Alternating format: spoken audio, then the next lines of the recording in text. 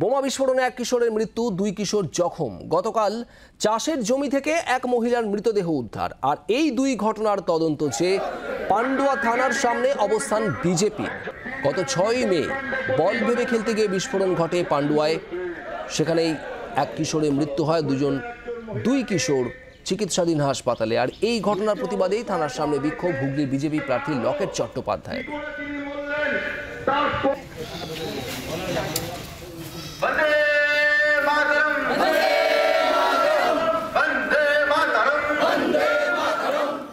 যেভাবে দিনের পর দিন পান্ডুয়াতে মানে সন্দেশখালির মতন ঠিক পান্ডুয়া একটা অনুকরণ হয়ে উঠছে, পান্ডুয়া একটা সন্দেশখালি হয়ে উঠছে। যেভাবে একের পর এক ঘটনা ঘটছে, প্রথমে বোমা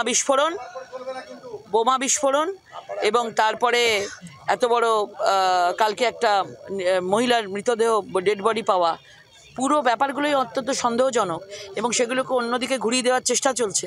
বোমা বিস্ফোরণ এত বড় হলো, বোম স্কোয়াড এলো, 3টে বাচ্চা আক্রান্ত হলো, একজন মৃত, 2জন এখন মৃত্যুর সঙ্গে পাঞ্জা লড়ছে। তাদের হাতের কবজি উড়ে গেছে, পা উড়ে গেছে, কলকাতাতে হসপিটালে ভর্তি।